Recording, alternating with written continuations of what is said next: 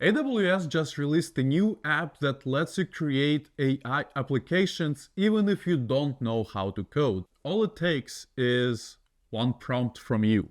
What do you want to build? And it can be as short as one sentence, or it can be as long as a paragraph, or actually, I don't know what the limit is. And this new service is called PartyRock.aws. Currently, it doesn't require any credit cards, and you get free credits. You get to play with it for free, at least for now. So you can head over to PartyRock.aws and you'll be presented with this screen. It has some sample applications, but before we look at them, let's just try to create our own and see how simple the process is. Obviously, first of all, we need to sign in, and there is no sign up button because it will automatically create an account for you, and you can choose how you're going to sign in. So I'm going to sign in with Amazon because I just did that earlier. Click allow, and here we are prompted with the same options, but now you can see you have access to PartyRock homepage and my apps. So if you click here on build your own app, let's see if we can make an app that will generate some code with a potential bug for us and ask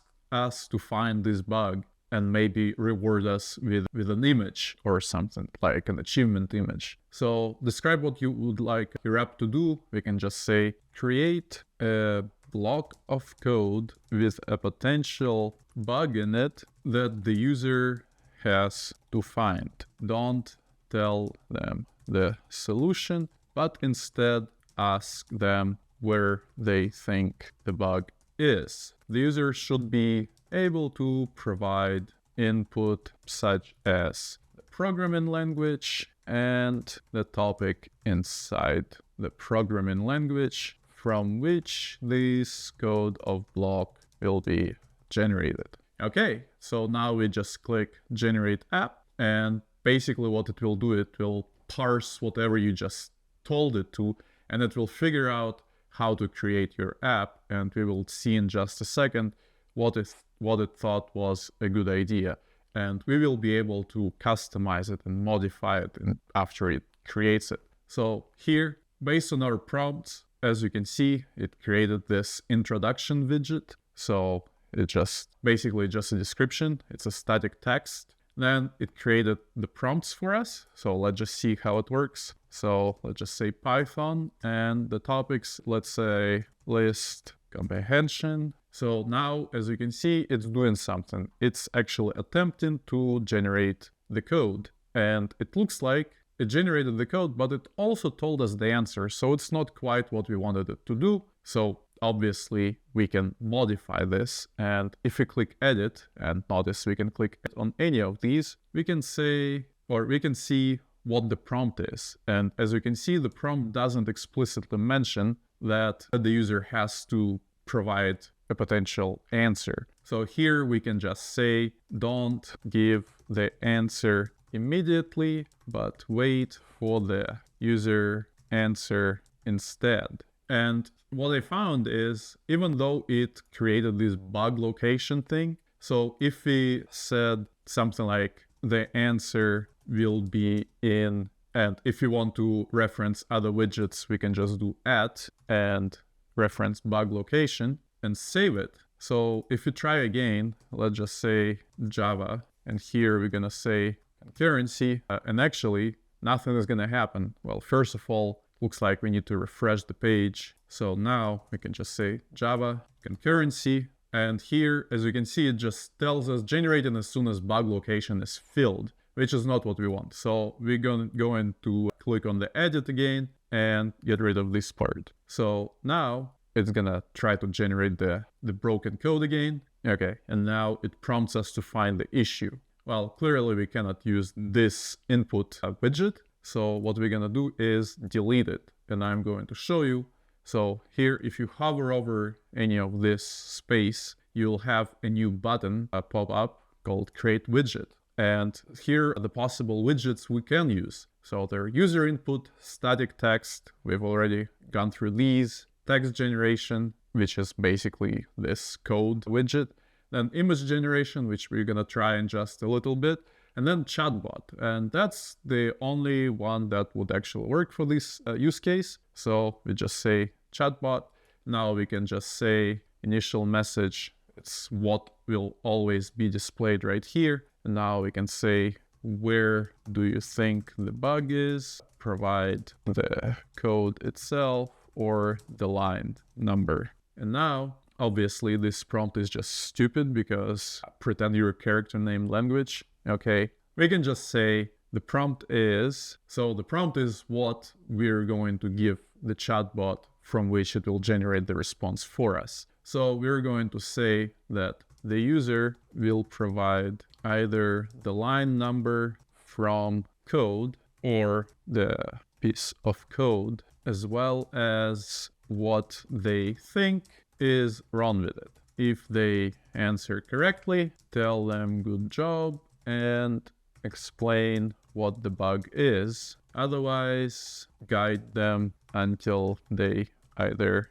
say they give up or find an actual answer. Okay, so that took a little while, but the point is you want to give good prompts so you would receive good responses. And now we click save again. And now obviously for some reason we need to refresh this page again. So now we'll just say Python again, and again we're gonna do list comprehension. So now we're going to see what code is gonna be generated. Okay, it says here is a multi-line Python code snippet using list comprehension contains a subtle bug. And we're not in numbers if num. Honestly, it's really subtle because I don't see it immediately. So let's say I'm not sure and it tells us, and just a heads up, we can always resize this because otherwise it's gonna be hard to see. So it just says, let's go through the code together, and then it tells us, hey, here we assign the list of numbers to the numbers variable.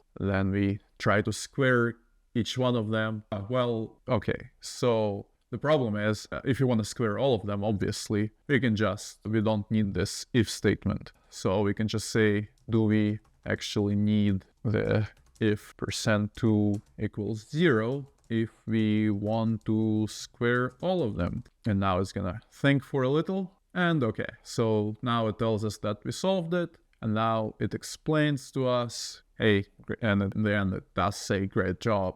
Okay, so one interesting setting that you may want to play around with is if we go to configuration here and then go to advanced settings, we can see the temperature and top P. And basically the higher these values are, more kind of unrestricted the responses will be, but they won't necessarily be factual. So if you're building an app that relies on some factual information, then you want to have these values as 0. And then one other thing on here you can see, and it would be on any of these widgets, is this model. And these are the models that are currently available in the Amazon Bedrock service. And Amazon Bedrock is basically an AWS service that lets you access different models via an API. And that's what they're using here. And then obviously you can delete widget, save it, cancel it, whatever. Okay. And now you can also copy it. You can retry to try to generate something different. One other type of widget we have not talked, or we briefly mentioned, but we have not seen yet, is the image generation. And now, as you can see, it gives us another interesting description or another interesting prompt, which is unrelated to what our app should really look like. So a portrait of a person called language, so which would be Python. Does she look like a snake to you? I don't think so. So we can just change this and say, sorry, I accidentally clicked it, but as you can see, you can just click it on here and it will bring you to the widget it's trying to use. So what we want actually is to figure out whether we responded to the bug correctly and then generate some image based on that. And before we do that, so let's click on edit here and actually give this widget a title and just say user response. Okay, nothing else is gonna be changed here. And now we're gonna try to give a better prompt for the image description. Based on user response, generate one of the following images. If the user answered correctly, generate some image that indicates achievement. Otherwise, generate a motivational image. And let's see what this gets generated.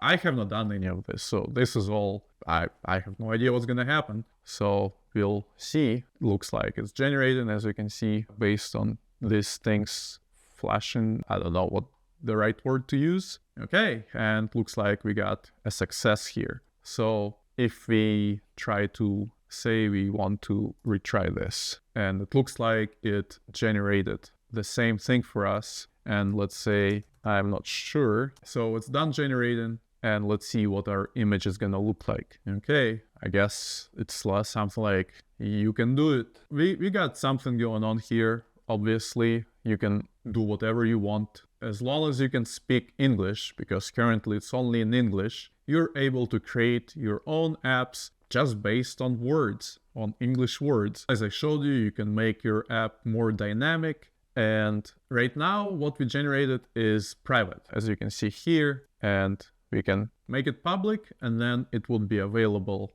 on the internet. So let's try that. I actually have not tried that. So let's just say copy link to the clipboard and see. Okay, so now we basically are in the same boat, but people would be able to use your app if you share this link with them. And then we can make our app private again, because who cares? And if you ever lose it or don't know how to get to it for some reason, though it should be pretty intuitive, then you just click My Apps, or if you wanted to see all of the apps you created, then you just go here and click on here. But let's go to My Apps and see a few other things that we have not really looked at. First of all, from here you can generate a new app. We've already talked about how to do that. The next thing is these credits. Currently, whenever you sign up, you are not required to provide a credit card or anything. You're just awarded with some credits and you can learn more here. And I don't recall seeing anything about exactly how many credits you get, but here it gives you some suggestions that you can put the desired consumption in your prompt. For example, you can just say, hey, produce code no longer than 10 lines long, and then you would use fewer what's called tokens, so your usage would be less. And here, as you can see, if you do share the app, then you won't be deducted any credits. Now, let's go back and look at the next toggle, and let's share PartyRock data with AWS. Obviously, AWS wants to collect data so they could improve their services, but if you don't want them to collect any of your data, then just uncheck this box. And then if you want more information, if you feel like I have not answered something, then you can go to any of these guides, and then you can also try other apps built with PartyRock. These are the featured ones. And one last thing we want to talk about is, so let's go to this movie recommendation app. Obviously, we can just use it and enjoy it. But if you like the idea, but for example, you wanted to improve it somehow, or it doesn't necessarily do what you wanted it to do, then you can click this remix button, and basically it will clone this app where you would be able to edit it. And then the snapshot is how you can share whatever you input in the application. And that's about it. So pretty cool stuff overall. I do like the ability to basically just create a template and have the AI generate things for me. It could be something like planning YouTube videos, or as this one, movie recommendations, or maybe restaurant recommendations, or as we saw, we could have a bot that will teach us something every day. So really cool stuff. Go and experiment with it and let me know how it goes, and share what you've built in the comments, and I will go and check it out. And in the next video, I'm going to show you how you can create, debug, and deploy your AWS Lambda applications from within VS Code.